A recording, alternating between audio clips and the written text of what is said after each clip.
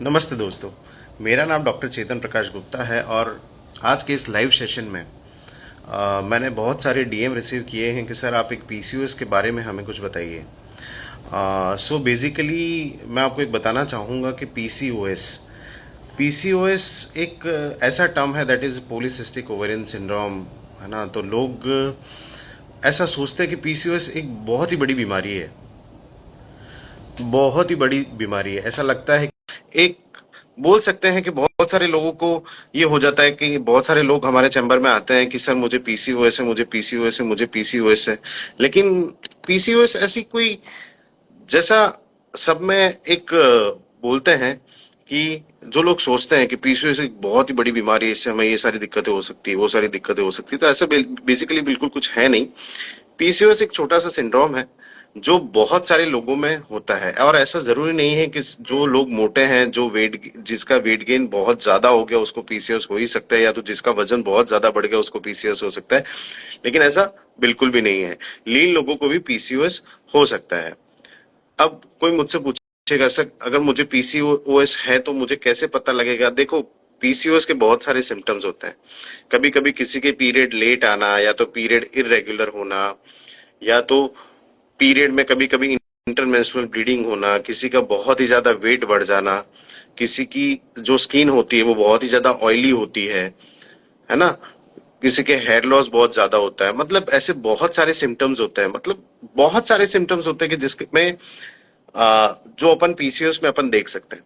तो basically PCOS हो तो घबराना नहीं है, because it's a very you know it's a very wide spectrum.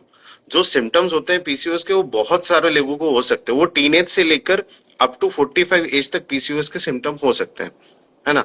किसी का वेट गेन भी हो सकता है, किसी को अनवांटेड हेयर्स भी हो सकते हैं, जैसे कि किसी को हेयर्स जो फेस होता है उस पे भी हेयर्स होते हैं, जो अनवांटेड एरियाज होते हैं, चिक्स हो गया है तो नेक हो गया, उस पे भी बहुत सारे हेयर्स हो सकते हैं।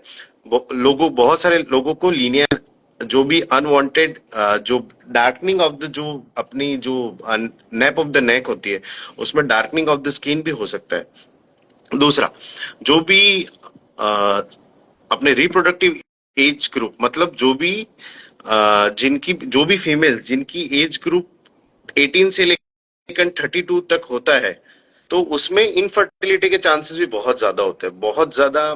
मतलब सब फर्टिलिटी अपन बोल सकते हैं, जिनकी वजह से उनको बच्चा लगने में दिक्कत हो सकती है। लेकिन ऐसा जरूरी नहीं कि सबको ही बच्चा लगने में दिक्कत होती होती है, क्योंकि पीसीओएस बेसिकली उसमें लाइफस्टाइल मॉडिफिकेशन बहुत ही ज्यादा इंपॉर्टेंट है।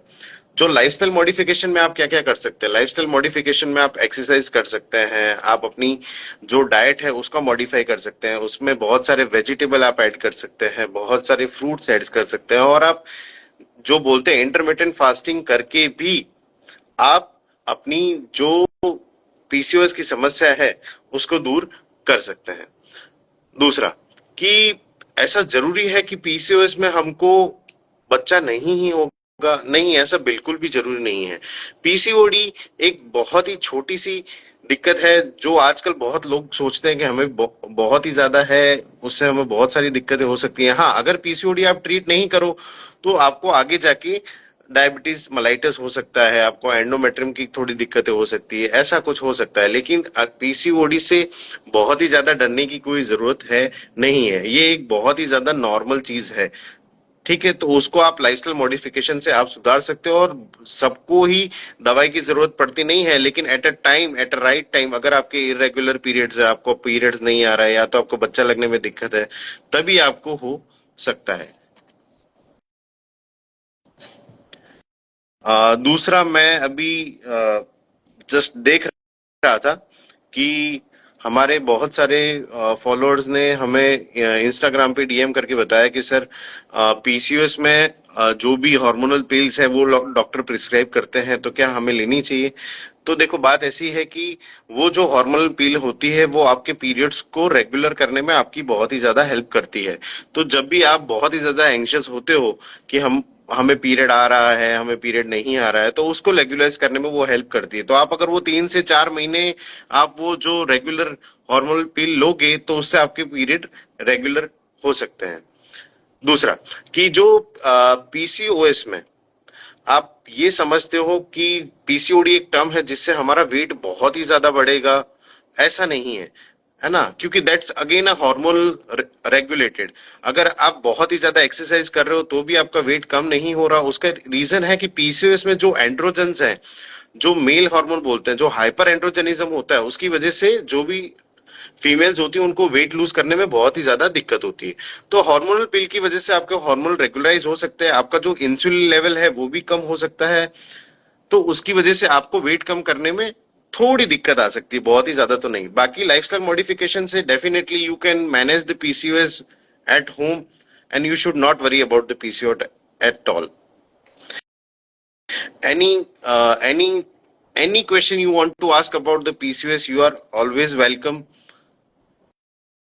Okay, right now I just got the DM from one of the follower that sir in PCOS के क्या हमको आईवीएफ की जरूरत ही पड़ेगी? देखो, एक मैं आपको एक सिंपल लैंग्वेज में समझाता हूँ।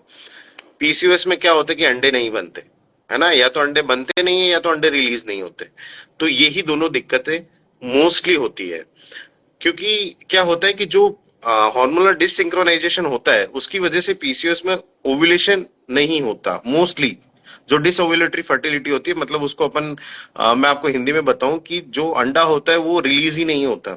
तो जब अंडा ही रिलीज नहीं होता तो उससे इनफर्टिलिटी होने के चांसेस रहते हैं। लेकिन ओरल मेडिकेशन से और लाइफस्टाइल मॉडिफिकेशन से अपन इस चीज को ट्रीट कर सकते हैं। तो ऐसा जरूरी नहीं है कि जिसको पीसीओएस हो उसको हमेशा इनफर्टिलिटी होगी ही होगी। दूसरा एक मिथ है कि जो मोटे लोग होते हैं, जो ओवरवेट या ओबेस होते हैं, उनमें ही पीसीओडी होता है। ऐसा बिल्कुल भी जरूरी नहीं है। मैंने देखा है कि लिन थिन पेशेंट में भी पीसीओडी हो सकता है, जो वो हाइपर एंड्रोजेनिज्म की वजह से होता है। सो बेसिकली यही है कि आपको यही ध्यान रखता है, यूज मॉडिफाई और लाइफस्टाइल। आप बहुत सारे वेजिटेबल्स खाओ, जो भी आप डेयरी प्रोडक्ट्स है उसको आप अवॉइड करें, बहुत ही ज्यादा शुगर नहीं खाएं, उसको अवॉइड करें, और अपना वेट हमेशा कंट्रोल में रखें। आपको यूजुअली रोज 5 से 10,000 स्टेप्स के बीच में आपको चलना है, आपको लाइफस्टाइल मॉडिफिकेशन करना है। तो आई डोंट थिंक सो कि आपको भी हार्मोनल पिल्स की जरूरत पड़ेगी, क्योंकि PCOD can be manage with the lifestyle modification itself.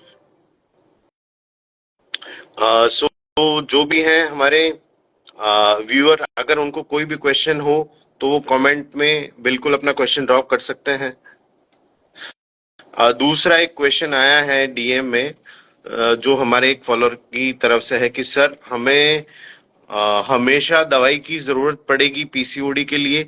तो देखो, ऐसा बिल्कुल भी नहीं है कि आपको हमेशा ही दवाई की जरूरत पड़ेगी। ये एक हार्मोनल रिलेटेड दिक्कत है। जब भी आपके हार्मोनल एक लेवल्स पे होंगे, सही होंगे, तो आपको कोई भी दवाई की जरूरत पड़ेगी नहीं। बट मेक श्योर कि आप हमेशा अपने जो लाइफस्टाइल है उसको सुधारे रखें। आप क्या खाते हैं, आप क्या करते हैं, आपकी सेडेंटरी लाइफस्टाइल तो नहीं है, उसका ध्यान रखें, तो you can manage it very easily, है ना। आपको कोई हार्मोनल दवाई की ज्यादा जरूरत पड़ेगी नहीं।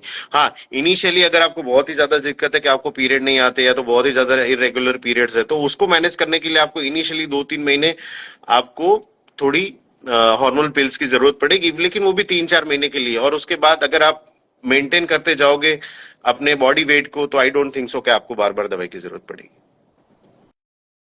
दूसरा अभी just recent I got the DM कि सर हमें आगे क्या क्या कॉम्प्लिकेशन हो सकते हैं पीसीओडी की वजह से? देखो, ऐसे कोई खास कॉम्प्लिकेशन नहीं हो सकते, लेकिन हाइपर एंड्रोजनिज्म की वजह से आपको हिरसुटिज्म, मतलब आपको बहुत ही ज्यादा बाल आना हो सकता है, आपको इनफर्टी मतलब बच्चा लगने में दिक्कत हो सकती है, आपको डायबिटीज की दिक्कत हो सकती है। अगर आप प्रेग्नेंट होते हो तो आपको प्री इक्लेम्शिया में प्री इक्लेम्शिया के चांसेस है, जेस्टेशनल डायबिटीज के चांसेस है, ये सारे चांसेस हो सकते हैं। ठीक है, तो आज के लिए इतना ही। नेक्स्ट हम चाहेंगे कि नेक्स्ट आप किसी भी चीज के बारे में जानना चाहो तो आप हमारे हॉस्पिटल के पेज पे या तो कमेंट कर सकते हो या तो हमें डीएम कर सकते हो, तो हम उस हिसाब से आगे लाइव सेशन स्टार्ट करेंगे। Okay, thank you so much.